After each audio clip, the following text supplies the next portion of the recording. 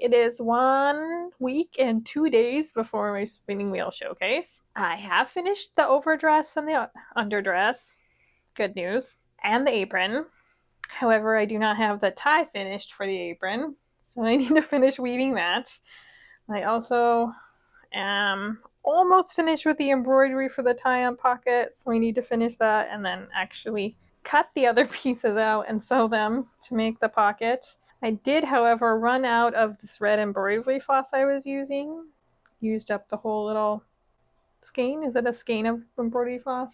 I don't know, makes sense to me. I have a little card with some red that I think is a slightly different color. Hopefully that won't be super obvious. Fingers crossed. And if I have to buy more, I guess I'll have to brave the closing sale at Joann's. Oh, and I still haven't figured out a better tie for my cap, but I suppose that's probably the lowest priority. So wish me luck retroactively that I can get this all done in a week.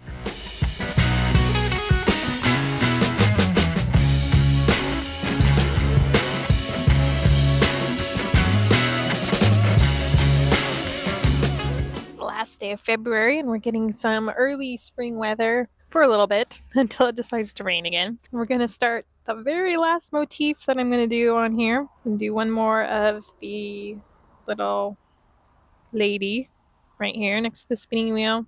There is some gaps. I didn't perfectly plan it out all beforehand. I started with the spinning wheel and then added the borders and then added the bird and the little plants and I'm hoping these look like sheep. They're meant to be sheep. And, I'm just kind of filling in as there's gaps. I'm just happy to be almost done with it.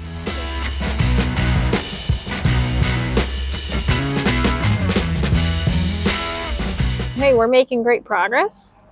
I have not yet run out of thread. And we only have, the last for face and arm and the last little plant to do. So we should be good. But I can tell, especially in the natural light, it's a slightly brighter shade of red than the other. Oh well.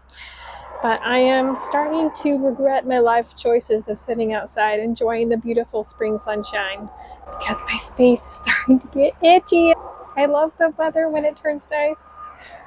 My body does not love the springtime pollen. So I'm going to go take a break, take some allergy medicine, and then I guess I must be a glutton for punishment because I'm going to come back outside and finish this.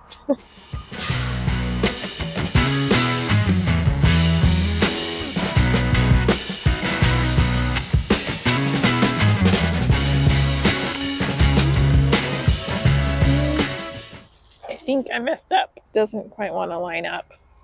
Yep. Boo. I'm going to have to undo those because that one is just one off. Darn me, darned. Success!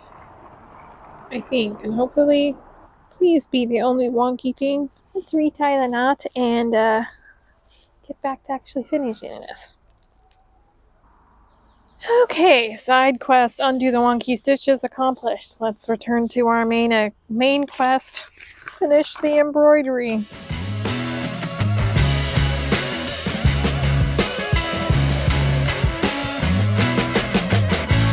Here we are at the momentous occasion of the last stitch.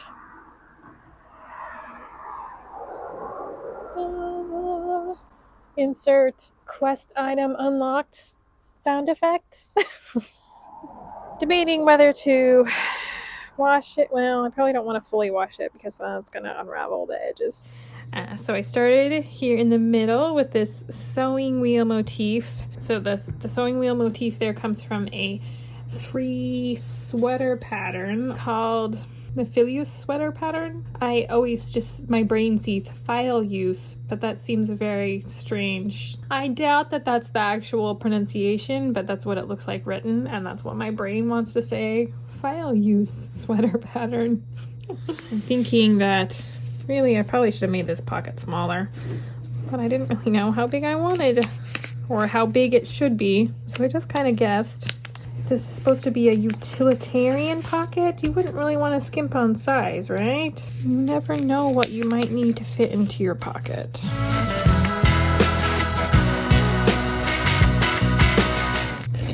Oops, and obviously I didn't space these out exactly right. I think we might just trim this. It can be a little bit of a skinnier pocket. How about let's measure so we can get it a little bit more equal than just winging it. That looks sort of kind of right.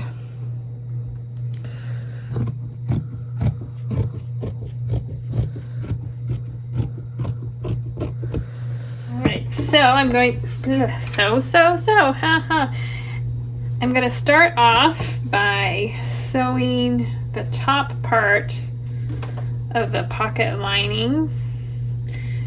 I suppose I could have also put like a bias strip to bind it. We got plenty of room here, so I'm just gonna sew this on and then flip it over.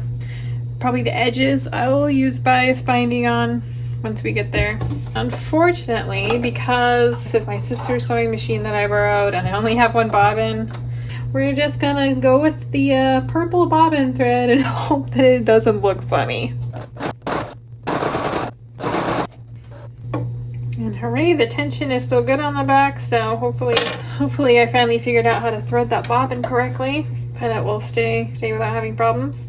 I'm going to cut out the pieces for the back side of the pocket. So one piece I'm going to cut out of scrap from the apron. I want to put some interfacing into it to help it keep its shape. So I've got some really thick heavyweight interfacing. And now I'm going to cut out another piece to layer the interfacing with.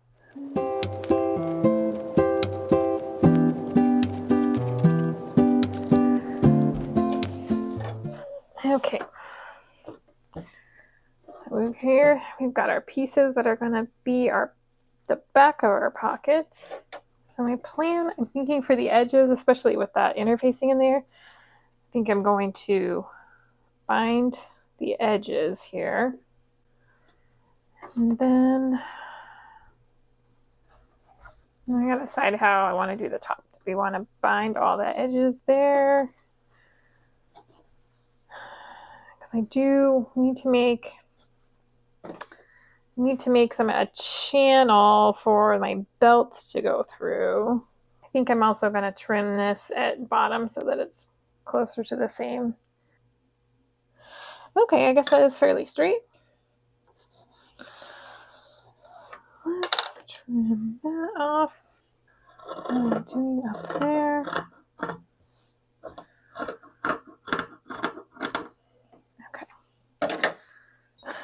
Okay, that looks a little more even there. Okay, so I think first I'm going to baste these together because this is just unwieldy.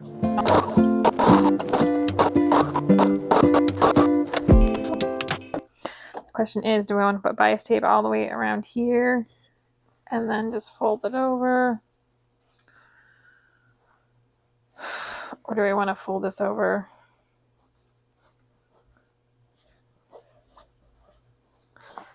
I suppose maybe let's delay the decision making. We'll go make the bias tape first and then see how much I have, and then we can decide. Why decide something now when you can put it off for later? I was trying to think of how long it's going to take me to make the bias tape, and I have no idea. Terrible at estimating how much time sewing projects take. Yeah, I already have this bias binding that I had made a long time ago. It's a little bit skinny to make it easy to do, but it'll work. And I think the yellow will go nicely with the yellow embroidery that I've got going on. The yellow chain stitch, that I have on my overdress, my Seraphim. Okay, I basted those together, so I better baste this down. Better baste this to that, otherwise it's going to be challenging to sew that onto.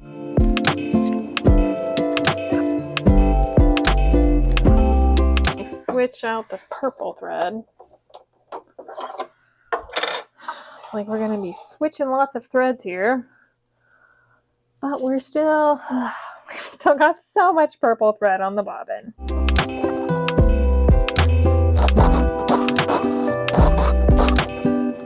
Because my bias binding is so skinny, I'm going to trim this pretty close to the stitching there to hopefully make sure that the bias binding is able to cover all those stitches so we don't have them peeking through.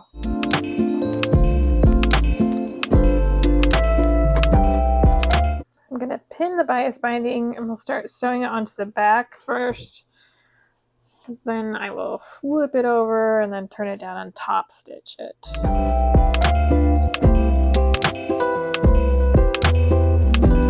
I always feel awkward at corners. I don't know. I'm sure I looked it up somewhere. I'm trying to like go for kind of a mitered corner. I don't know exactly what the real professional exact way of doing it, but I just kind of fold it over and fudge it, make it work.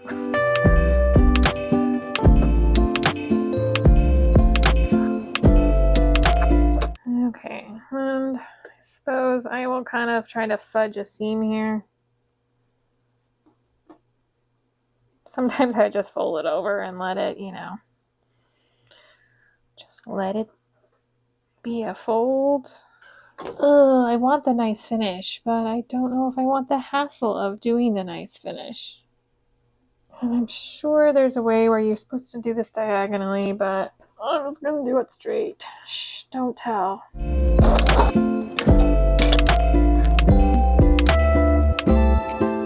Okay, is that a little bit loose? Oh well. Okay. I'm just going to finger press this open because I don't want to get up and go over to the iron.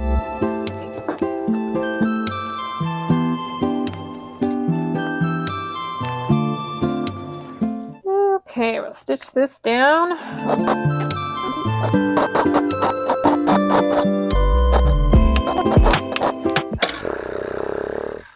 Okay, let's see, how terribly did I do? I'm going to trim the edges again, especially on the corners, and then we'll take it over to iron it. Yeah, especially these corners, gotta really trim those or that's not gonna fold over very well.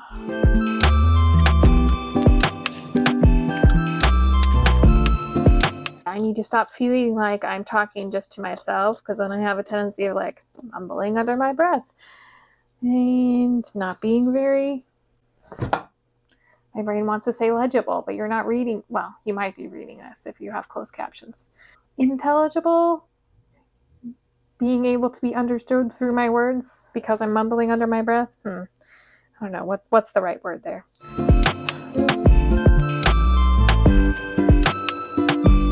I suppose I have the habit of talking under my breath to myself because, of course, you're really not supposed to be talking to yourself, right? That's kind of weird. So if I talk quietly to myself, maybe no one else will notice. Probably doesn't really work that way, right?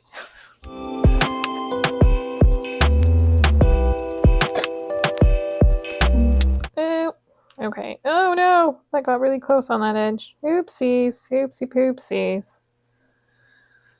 Well, I guess I should have looked at that before I started trimming. Boo. Is this gonna work the way I think it's supposed to? Speak to me, pocket. Speak to me. I mean, it's definitely a pocket, right? Okay, well, I guess we're just going to go with the fact that that is going to cover up a tiny bit of that embroidery. I think it might, yeah, I think it's slightly lower down on this side. Oh, so sad, so sad. Well, the vine is growing out of the binding. Yes, that's what we're going with. Okay, we've got this all ironed, so now we're going to sew this down.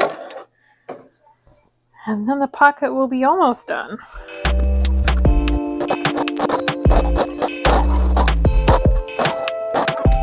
The binding is all sewn down. I'm going to go give this a press. And then I am going to, I think, slip stitch this down by hand. Otherwise, that would sew my pocket shut. Yeah, don't want that.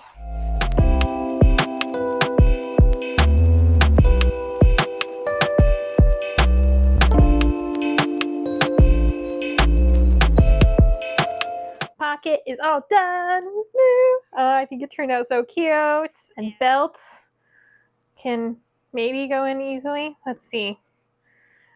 Belt go in. So like, how do I get it from one side to the other? How do we do this? Okay. Oh yeah. Oh, come on. Okay. Yeah. So that is. Oh, tug. Oh, whoops. Okay, there we go. So we got the belt, the pocket all ready to go. It could totally be a tiny project bag too, like for a sock. Or my kids, we've gotten into knitting tiny animals lately from Mochiland. This is supposed to be a long dog. Anyways, it would be perfect size for like tiny animal knitting. So yeah, lots of ways to use my cool new pocket. So yeah, I guess the last thing we gotta do is finish up the apron. It's all gonna be done. I hope to see you when we finish up the apron, and then it'll all be done. We can do a big reveal shot of the whole costume spinning at the wheel.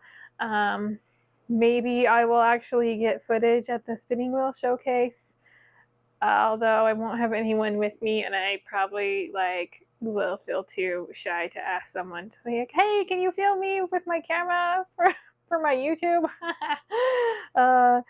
So maybe I'll just have to get a photo or something. That might be it. But anyways, if you like the video, don't forget to like, comment, subscribe, all the things, and hope we'll see you for the next time. Bye.